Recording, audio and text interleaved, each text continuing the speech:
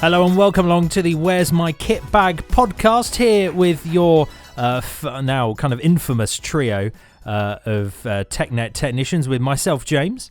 Me, Will. And lastly, Steve. And obviously we're here now with episode 2, but technically it's episode 1 because the first one was a pilot. Yay for naming.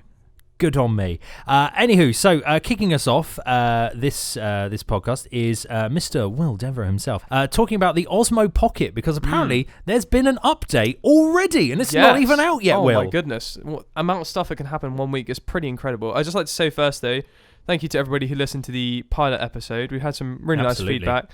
And we just, it's nice being able to talk on here, kind of talk about the things we're really passionate about, and we know a few of you out there share that same sort of passion, so we'll just continue with episode 2.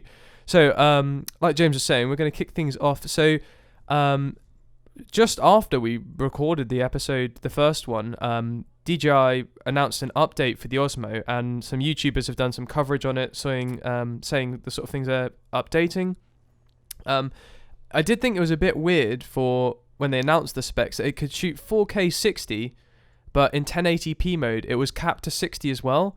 You don't really see that. Normally, when something shoots that fast at 4K, they generally allow a higher frame rate at 1080p. Lo and behold, they've announced now it's gone up to 120 FPS at 1080p. So you'll be able to slow down footage ridiculously, 4-5 times depending on your timeline. I'm really intrigued to see how that comes out. They're kind of known for some of their slow-mo stuff, especially off their drone footage.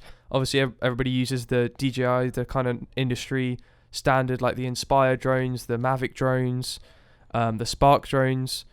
So with a similar sort of like image processing, I think the slow-mo is going to be really nice. But we'll have to wait till there's some comparison videos out. But it's going to be nice to have 120 FPS in a camera that small. I think that's crazy. I think another thing to compare it to now is obviously mobile phones. A lot of them can shoot at these really high frame rates. So you're starting to question why there's some of these big DSLR cameras or big mirrorless cameras that just aren't offering these frame rates. You're kind of questioning. You can't really say you haven't got the processing power, because there's mobile phones doing the exact same thing, if not more. I know the new Samsung shoots at something like 720 frames per second for like half a second. And I think if we're able to do it in that sort of like mobile device, why can't we get better features in mirrorless, really? Any of you guys got a take on that? I agree. I mean, it must be a little bit demoralizing when you spend thousands of pounds on a camera and you want it to achieve like these cinematic results, but the same thing that you make calls to your parents with or whatever has that capability as well. Exactly. Especially when, if you both go out and have the same brief, the chances are, if you don't put something like a watermark at the bottom to tell you what it's being filmed on, there is a very small chance as to, the untrained eye that you could miss the difference between, as you say, a mobile phone, a Samsung S9 Plus. I mean, I have one, and it is very impressive for its both photography and slow-mo capabilities. So you are very much right. Sometimes I look at my DSLR and think, is this £800 wasted when I could have it in my mobile phone? So you got a point. I like that. Yeah, I mean, there's always something magical about using a DSLR camera, just in terms of being able to change the lenses, the quality.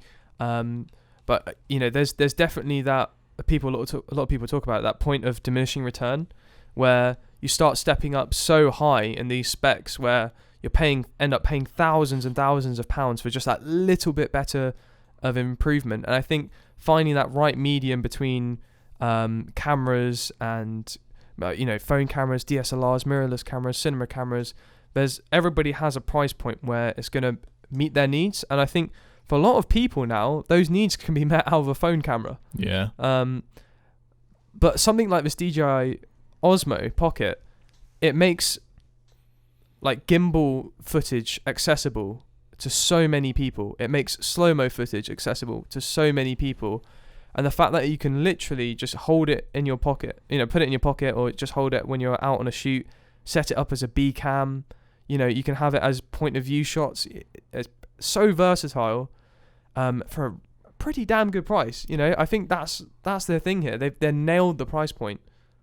I think it's interesting as well, because you say about how good a mobile phone camera can be, but you get that same portable small size with the incredible quality, but then you get the control that you would usually get from a DSLR camera. Yeah, you can plug your phone into the Osmo Pocket, but on there is your ISO, your shutter speed, your aperture, etc., etc. So you have that creative control for the professionals who know what they're doing to get a specific effect. I think that's the one negative that you lose with mobile phone photography and cameras is you lose most of it is on auto. And obviously the sensors, they're tiny. Exactly. Compared to there is that negative. You will never have the same sort of image quality, but for something that you can literally just pull out your pocket and capture the moment. Best of both. There you go. Best of both. You'd rather be able to capture the moment than have nothing on you at all. So really interesting updates. Obviously, they improved FPS.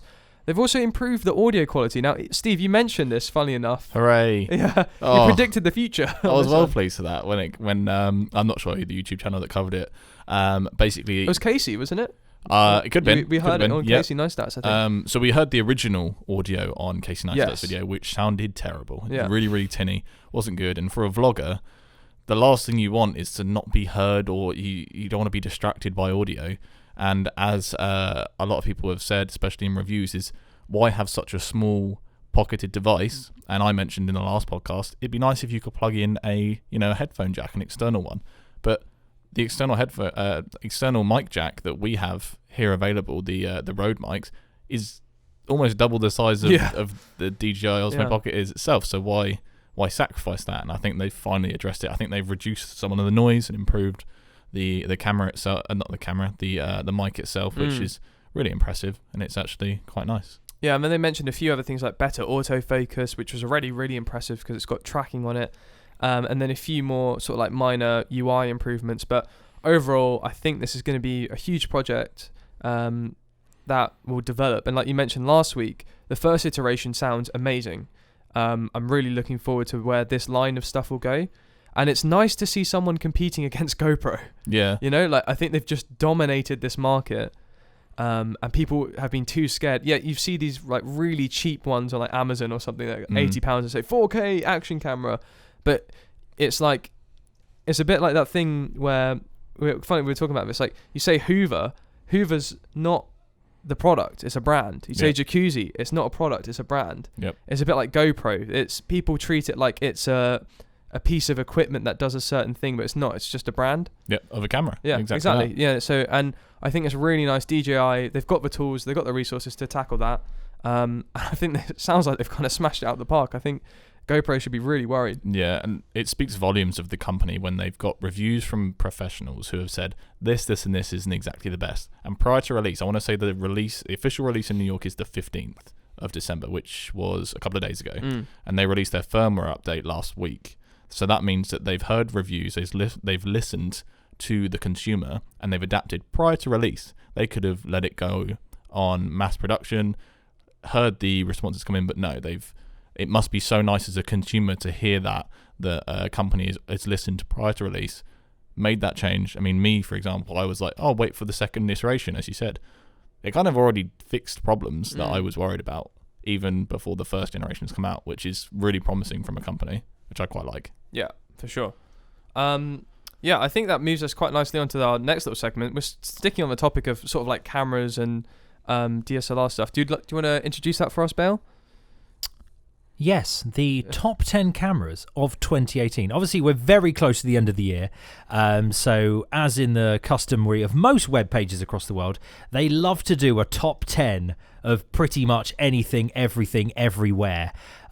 So this time round, obviously, we're using the website digitalcameraworld.com, and we're having a look at the top 10 cameras of 2018. So we're actually going to start off at number 6, because I believe one of the cameras on the list is definitely owned by one of us, but which one? That's the question. Steve, start us off. It is me. So it was actually quite a surprise when we looked at the top 10, and I was like, oh, maybe the 77's on there, maybe the 5D Mark IV is on there. The Canon EOS R is sitting at number 6 on this list. And I think it's quite fair. I mean, I own it myself. I bought it this summer, primarily because its value has significantly dropped. It was, I want to say, on release, a £1,500 camera.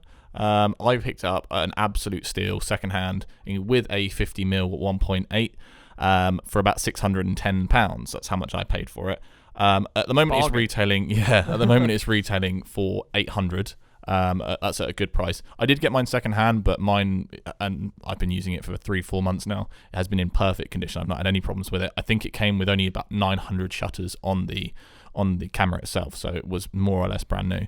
But the reason I think it is number 6 is because it has everything that a modern camera of 2018 has, albeit being 2 years old. The only thing it doesn't have is that 4K capability. For someone like me who am open to taking clients of any sort of stature, say it be weddings, clothing brands, marketing in that kind of world, I want to be able to have the best of both. And I think this camera nails it to an intermediate level. Obviously, if I was willing to spend more, which obviously not everyone is able to do, then you could be getting up to, let's say for example, the 1DX Mark II, $5,000, amazing. But not everyone has that bank account, so we'll have to start somewhere. And the 80D, a 2016 camera, making it onto a top 10 2018 list is actually quite a compliment to it, which is really impressive. I think something that Canon have thought about, and they know they have the golden formula for, is a flip-out touchscreen with dual pixel autofocus. Yeah. They know if they put that in a camera body, no matter what the price point, it's going to sell. Obviously, I think when you first started working here, Steve, you kind of started to see the 70D and how sort of like we were using it, how some students were using it. So if you guys haven't used the 70D, which is the generation before this one, we have 6 of those available for booking out, so feel free to come and give those a try. But basically, they have a flip out touchscreen with face tracking, so if you're ever planning on doing a shot where you're tracking backwards or your subject's running towards you, just anywhere where the focus shifts so harshly, the dual pixel autofocus on these cameras keeps up with it insanely. Like, I remember when this first came out, and this was when I got my 70D, that was brand new when I got mine. I think it was back in like 2013. I remember just looking at the videos, and everyone was just blown away by how can a camera focus this fast. Yeah. And it wasn't that; it was also the fact that they released these new type of lenses called the STM lenses, which was the silent motor ones, which were designed to work with this dual pixel autofocus. So you now had a DSLR camera with autofocus that no one had ever seen before, and it was quiet. Before that, even some of our old lenses, you hear the whirling of the motors inside. And recording video, you just couldn't do it because you could hear it. You couldn't talk, you couldn't do anything. Now it's dead silent, and it's kind of bad. But we've got to the point where you can click on someone's face on the touchscreen and almost not look. Yeah. You can track, and there's an argument to say it does detract from the skill of filmmaking. However, I know there's been hundreds of shots I would have never dreamt of capturing if I didn't have that dual pixel autofocus on my 70D. And that's something I'm really grateful for. I think Canon are being really cruel with their 4K in terms of bodies, but I think we can move a bit onto that when we talk about the 60 Mark II, which comes later in the list. Yeah, I agree. I think that's more or less you can kind of say on the 80D with what's coming up. I mean, if anybody's in the market for a affordable camera that does everything that you would want it to do from a film and video camera that isn't asking too much in regards to 4K, etc. The 80D is exactly what you're looking for. The only difference I really noticed between the 70D and the 80D is the slow-mo capabilities at 60 frames is at 1080p. The 70D only does it at 720. That's a very good point. However, that's not a big issue. A lot of people say you can't scale up to 1080p. It's not going to look terrible if you book out one of the 70D, shoot some slow-mo, and then scale it up. It's still going to look really impressive. And that was the big difference between getting the 70 and the 80 for me, was that 1080p slow-mo. That's simple as that. Yeah, and then, okay, so that was number 6. Moving up onto number 5, we'll just talk over this one briefly. So this is the Fujifilm XT3. Now, Fujifilm have been really, really pushing the market at the moment. They've been updating models so quickly that the consumers are kind of baffled by how they're updating their tech so quickly. Fujifilm have been really known for their color science, their quality, their lenses, very often sort of a go-to professional brand previously, and now that the fact they've entered the mirrorless market, albeit this is a APS-C, it's not a full-frame mirrorless camera, it is an APS-C model, which means there is a slight crop. However, the features you're getting for this price range, we're talking under £1,300, I think it is, for this model, is absolutely incredible. You get 4K video up to 60 FPS. Yeah, like I said, it's on APS-C, but it's still really good quality. Really good autofocus. Obviously, it's stills wise, they're known for some of the best quality skin rendition and images. And on top of that, you also get something called the Eterna profile for filming. So other camera manufacturers have their own log profiles. However, the Eterna profile is basically it's Fuji's own LUT that they've made to go over their camera footage, and it looks incredible. I've been lucky enough to see it in person. There's a big difference between watching it on YouTube through compression and seeing it actually on like real life in a 5K max screen. And it is beautiful. The fact that you can film that and then you've got footage that's basically color graded straight out of camera. It's really, really impressive. I think it's definitely hitting the sort of pro range of camera, to be honest. There's other ones in the lineup. My uncle has the XT3, which I've tried, and the build quality is phenomenal. You pick it up and it feels like a brick. They're known for their sort of like older looking style, which is quite nice. It's kind of like a bit of a sleeper, I guess, of a camera. You look at it and you think, oh, it is an old film camera, but this thing's going to be shooting 4K 60. It's not messing about. The only thing I think they struggled on that I've heard is battery life. Yep. That's the one thing I've heard. They drain through a heck of a lot of battery. So, Sony used to have that problem, but now they're pretty much one of the class leaders in terms of that. So there's a chance for them to turn it around. Yeah, but, you proved that over the weekend, didn't you, with your Sony? Yeah, I mean, we'll obviously talk of that in a bit. But, just a general XT3, Fujifilm in general, fantastic brand, really promising stuff in the future. Yeah. They've hit the market at a really good price point, offering a lot of stuff. Only thing to take into consideration with the negative we can see on the screen there is no in-body stabilization. In mirrorless, that is a big front runner. And the same with my 80D, it has no stabilization. And that's starting to become quite a big thing, the in-body stabilization. Yeah, the fact that you can chuck on any third-party lens. You could put a manual lens on that's, a cheap Rokinon one or anything like that, and it's stabilized in camera. Oh, it's amazing. That's impressive. Yeah. Number 4. Yeah, so do you want to introduce this one, Steve? So this is the 60 Mark II. This is probably, it's hard to explain, the low-end professional photography camera.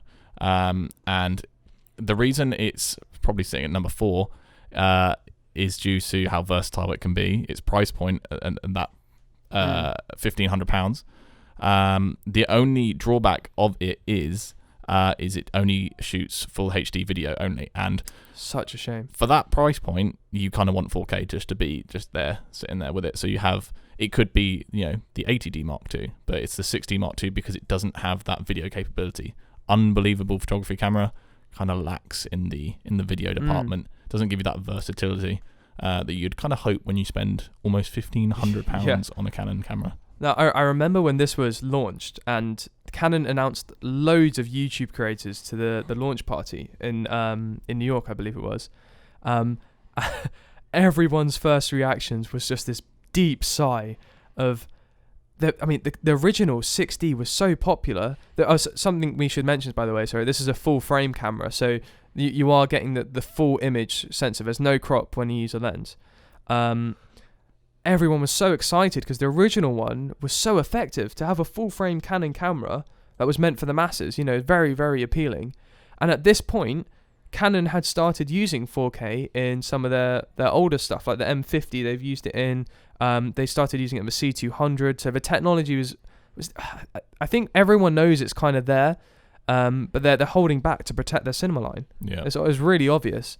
And then it came out, and the fact that it wasn't even like a 4K cropped mode or anything like that. It just straight up didn't have it in the camera, and people just it was almost like disbelief. I think everyone knew it had so much potential, especially for the YouTube market, is why they invited all the YouTubers. Flip out screen, dual pixel autofocus, and no, it skipped out on it. Yeah. Will it have killed off their other, their higher end products? Maybe, I guess, but I feel like if you're a photographer, you're always going to go to that 5D. Yeah. That's the workhorse of the industry. So yeah, it's a good entry value for a full frame Canon. you'll definitely notice the difference in image quality compared to any APS-C sensor by far. But you know, it's quite slow FPS. I think it's like 7 FPS shooting on stills. It's got the dual pixel. You know, it's like it's been concocted in a cauldron, but they've just left out a few ingredients. You know? Absolutely. That's a good way to do it. Yeah. And then that moves us on to number 3. Don't know if you want to talk a bit about this one, Bale. Seeing as I'm the only Nikon fanboy here, kind of seems... Well, the only reason I'm a Nikon fanboy is because when I first bought my DSLR, which I still use now, a good 5 years ago, that thing's a workhorse, bless it. It literally, I was torn between Canon or Nikon because I had no... but the previous camera I had was like some cheapo thing. So I was just like, I want a decent-ish mid-range DSLR, nothing too like extreme. Obviously, things like full frame and 4K were just mythical words that didn't exist in the kind of DSLR body market. So I literally was cruising Amazon. Obviously, other websites are available, and couldn't decide between Canon and Nikon. I literally went on price. That was the only reason I'm now a Nikon fanboy. And this one at number 3 is Nikon's latest addition to its massive array of cameras and lenses and all sorts, which is the Nikon Z7, which is their first attempt at mirrorless cameras. It's the slightly bigger brother to the Z6, and the main sort of big features of the Z7 is 45.7 megapixel sensor. That is massive. It's gargantuan. It's absolutely huge. You could shoot a billboard and then still probably zoom in a little bit.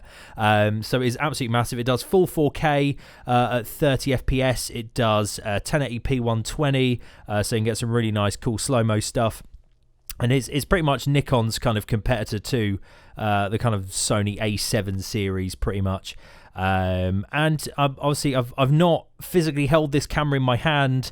I've not used it, but the main kind of complaint everyone has had online, because all the specs are lovely and ridiculous. The price point kind of is a little bit more expensive than the Sony A7 in some regards, especially with the Z7 being the kind of bigger brother. The Z6 is a little bit cheaper and a bit more, comparable to the Sony full frame offerings, which I'm sure Will go on about for years because that's the thing he's got. But you've got, the main kind of disadvantage with the Z series is they only put one card slot. Oh boy, which was just literally made a mistake. Every professional go ugh in a massive big sigh. And it's not even an SD card slot; it's an XQD, which I know is ridiculous. It's basically that's a Sony product, isn't it? I know. I think so. Yeah. It's basically an upgraded SD card that costs like 4 times as much just to read and write those files just that little bit quicker. So that's the main kind of gripe. Would I buy one? Not for just shy of $3,500. Probably not. Although I've got some really nice Nikon lenses, so they've basically sell it as a pack with an adapter, so you can use the entire Nikon range of lenses from the early days all the way up to a lens you bought yesterday.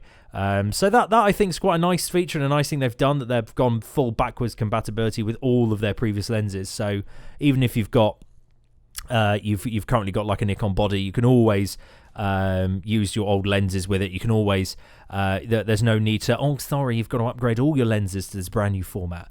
Obviously they do have a new format with the Z mount.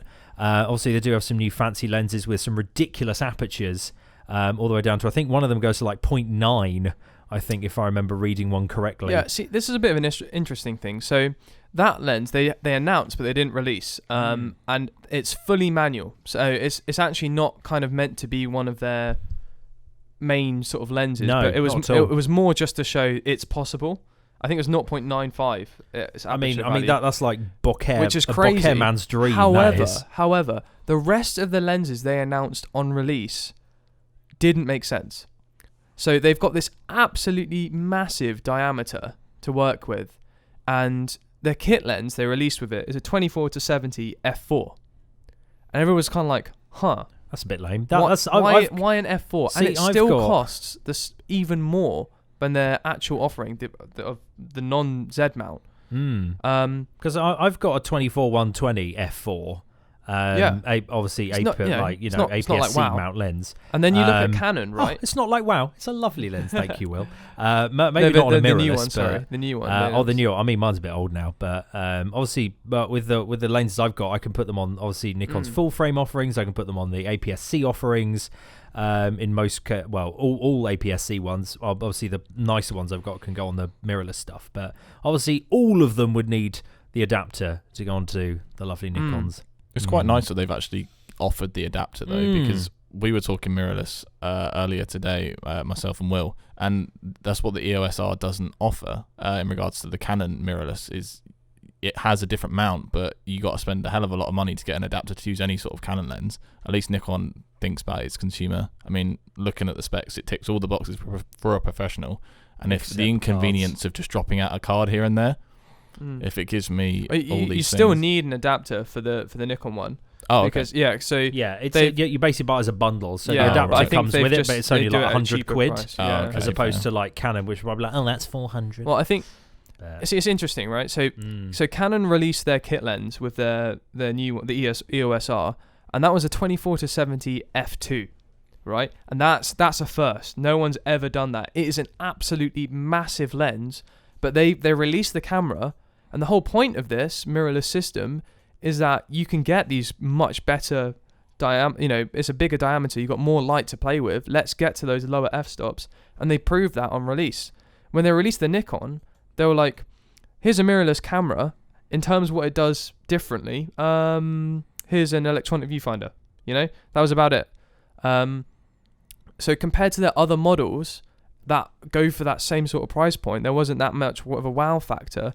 But on the Canon one, they were really clever. So they released a few lenses that had that big impact. They're very expensive, obviously. They're ridiculous expensive. But they actually released 3 adapters for their own lenses. So one is just the straight up adapter to adapt your other lenses. There's another one which has a control ring on it. Okay, so that's a dial you can turn, like an electronic dial, and that you can program to control something. So you can have that control like ISO, aperture, shutter speed. So it's basically adding another ring onto your lens, which is pretty cool. And then the last one they added, I believe it was Canon, is one that has a drop-in ND filter, right, on the adapter. That is genius. Yeah. It means you don't need to have a million different ND filters because it's going before the lens.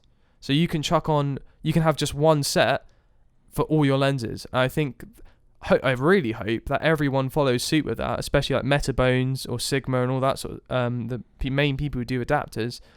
Why not do that? That would save so much money and so much time for filmmakers. So that just seemed to make sense for me. But yeah, I think as a first entry, pretty good. I think a lot of professionals are thinking, if I'm spending $3,500 on a camera, I want to have redundant media. Yeah. Absolutely. The argument was we never always had that. We'd never. People shot professionally with one card slot for ages, but we have the capability now. Yeah. Why not, sort of thing. So, that was the Nikon Z7, and then we move on to number 2. Oh, Will, Yes. contain your excitement, boy. Come on. So at number 2 we have the Sony A7 III. Now, this got announced in Las Vegas at a massive sort of like photo convention that Sony invited people to. I was just browsing YouTube, and then all of a sudden my whole feed was filled with this camera. Right, so I'm obviously subscribed to quite a lot of people in the camera sort of tech sort of world, and it blew up. So Sony said they're announcing a new camera. So everyone was like, okay, really interesting. They sat down and the A7 series, not the S or the R, the basic A7 was also always known for stripped down all the features. It's the cheapest one. You're not going to get much for your money. It's very basic. And Sony's tagline was redefining basic, right? This camera was unreal for the price. Absolutely unreal. Everybody was going crazy. It was to the point where people were like, they can't be this, can't be true. They're like, it had the same autofocus system from the Sony A9, which is a sports camera, which costs, I think it's almost £5,000, and they put it into their basic model, and everybody was like, wait, what? Is that right?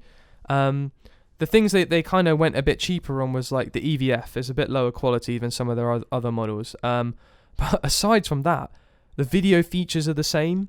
You know, it can shoot in 4K. You can shoot at 100 FPS in 1080p, and it looks absolutely incredible. It's got, with the Sony lenses that do have stabilization, you get dual stabilization, which is, it's like you're holding a gimbal when you're just holding it handheld. It's absolutely unbelievable. They improved the battery life. Me and Steve went on a shoot this weekend over in Wales. You were going through, quite a few batteries, weren't you? And then I got through 3. 3 batteries. And then at the end of the day, I switched, had a look at mine, still at 43%. That's really impressive. And that's off one battery. It's like not even a concern anymore when I'm out shooting, and I love that. Dual SD card, like they've just thought about the consumer with this camera, and they thought, let's go in at a price point that would just kill absolutely everything else. And it's amazing because it's made all the other companies absolutely panic to release these cameras. And I think it's quite clear that stuff like the Canon, the Nikon, I don't think they were quite ready to go to market to compete against this. So I think the other companies are getting their foot in the ground, but they're definitely all chasing the Sony market. And I think Canon was so late. I think they had so much of the market in terms of like DSLR video cameras. When this camera dropped, it took a lot, especially after the news about the 6D Mark II, it took such a big proportion of the Canon user base, including myself, because for the price, it's a couple £100 more than the 6D Mark II, right? And you get so much more for your money, so much more. Yes, you're on a different system, but now Sigma, they're doing their art lenses that are natively compatible to the Sony. You've got like Metabones adapters that work flawlessly with Canon lenses. They've got Sony's own lenses, which, yes, they are expensive. Some of them are made by Zeiss, but again, image quality is amazing. And with the ISO capabilities of this camera, I can push it up to 12,000 and not have to worry about grain. It's insane. That's really impressive. And it almost makes buying cheaper lenses viable because, the f-stop doesn't become as much of an issue. Yes, I'd like, a 2.8 or something, but if I need the 5.6 f-stop, I don't have to worry about the ISO because I know it's going to come out absolutely crystal clear. I could go on about this camera for literally absolutely forever because it's that good. But for me, I set myself the goal of getting it, and I worked really, really hard to buy it. And hitting the purchase button, I said this to Steve earlier, hitting the purchase button on this camera and it arriving was such a euphoric moment. It was surreal, right? Holding this item that cost more than my first car, That's amazing. Yeah, but the jobs I've used it on, it's paid for itself instantly. The shots I get out of it, people are just like, how have you done that? It brings something to the table which for me at the moment nothing else in the market can. I like that, especially for the price point. Yeah, absolutely. But Will, it's not number one. It's not number one. It's not number one. Not on this list. Not on this list. It is in my heart. On your list, it's always 0. It can never be beaten. But I'm oddly enough, coming in at number 1 is another Nikon. So 2 Nikons in the top 6. And it's the Nikon D850. It's their massive full frame 4K, all singing, all dancing, pretty much almost top of the line camera that they offer with the full frame, but in the old kind of format, as it were, in the more kind of like DSLR body as opposed to a mirrorless one. So it's a monster of a camera. It again has got the same kind of megapixels as the Z7 and as the Z7 at 45.7. It's monstrous. It can do 4K. It can do 120 FPS at 1080p, and all round it's an absolute beast. Is pretty much my best summary of it. Would I buy it? Of course. Do I have the money for it? Hell no. I think maybe if you sold a few limbs. Maybe, yes. Anyone want a kidney? So yeah, well, it's an absolute beast of a camera. It was announced on the 100th anniversary of Nikon's founding. That's sweet. There's a fun fact for you. And it was launched August last year. So like you were saying, Steve, you obviously like the D850 was like 2 years old and is still on the list. So this obviously camera is a year old. And it's still top of the list, which is quite a nice thing.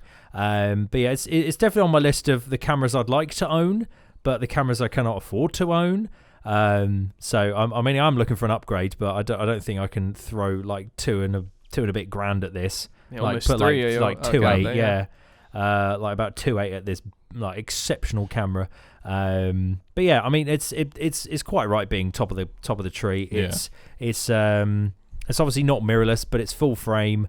It's like nearly 46 megapixels. Obviously, it does have a tilting screen. Shudder.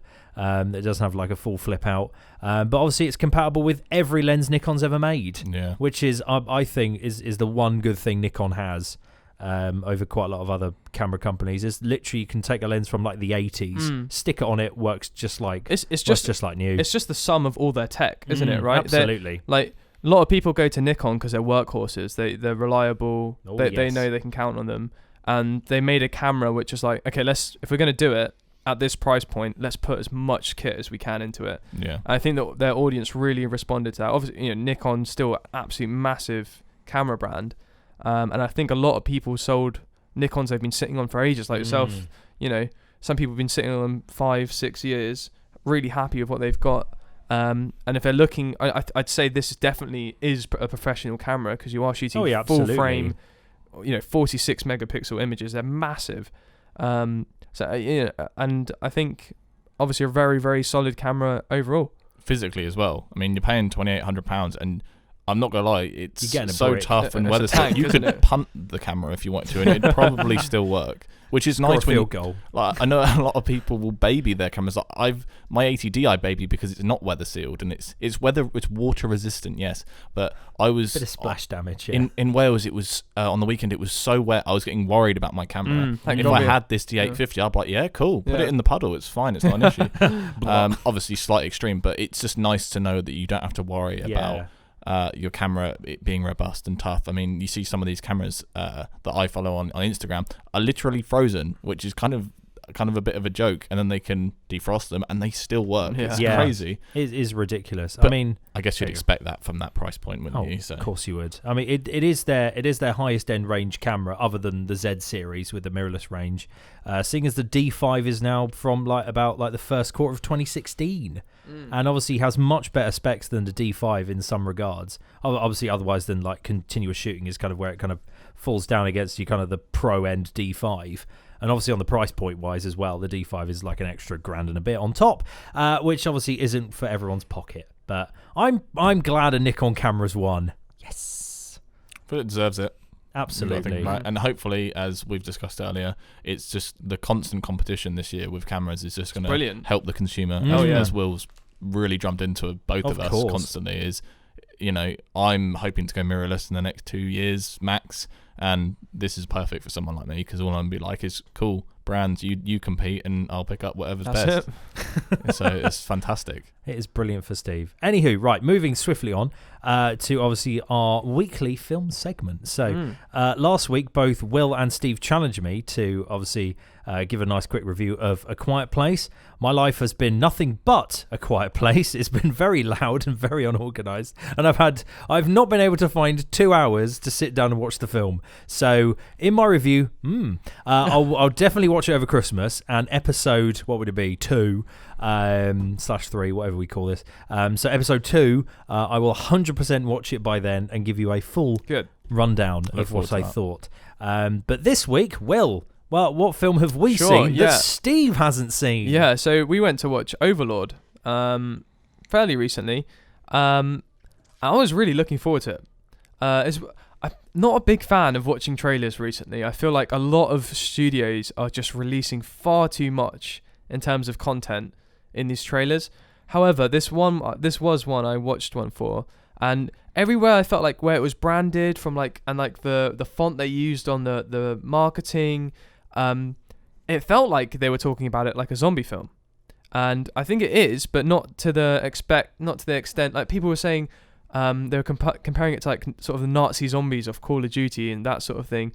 Something for those fanatics to get a piece of. For me, it didn't tick that box. I really liked the film, but I felt like I was missold going into it from their marketing. Interesting. Yeah. Because I mean, I'm a big fan of zombie films. I love. I don't know why. I just love them. I'm still one of those few people that still watches The Walking Dead. Likewise. Yay! I'm not alone. Fabulous. So yeah, it kind of had that for me. When I watched the trailer, it had that. If you've ever seen a film called Dead Snow, Yep. or German film, Dot isn't it? Snö in German. So it kind of had. I kind of was getting kind of. I remember that zombie film called Dead Snow. This seems similar. But watching it, no, it's nothing like Dead Snow in the slightest. It's getting quite good reviews all round. It's got 81% on Rotten Tomatoes. It's got 7.1 out of 10 on IMDb. Do you want to just give a quick synopsis? Yeah, I mean, in traditional format, the IMDb synopsis, what I count as the best synopsising ever. A small group of American soldiers find horror behind enemy lines on the eve of D-Day. Short and sweet. That sounds. That is literally it. I mean, overall, I thought the special effects, cinematography was absolutely gorgeous. So you'll really love the opening bit, especially. I think that for me was that was a epic. Really lovely, well shot immersive. scene. Absolutely. I think just quickly, like one thing they nailed with this film is scale. So I think so many times when people tackle the World War, they show so much of it because they want to show how big it was, how much it affected. But in this film, they do almost the opposite. And they focus on this really tight-knit group. And you bond with them a lot more, I think. And especially in that opening scene, they don't cut away to any other people in that, Like, you instantly start getting to know these characters, why they're there. And then you follow them. And, it's part of the stories that they end up in this village. There's no spoiler or anything. But that's where it all happens. They don't worry about showing you the effect that things are happening elsewhere in the war, because that's been told 100 times before, and they understand that, which is really nice. So you get to grow feeling for their environment, the characters, the plot. Like you were saying, overall visually really, really nice. For me, the narrative was way, way too linear. I think there was a lot of possibility in terms of it wasn't really a twist, I don't think, for me it was very predictable. But I went into this film to enjoy a sort of like zombie-esque film.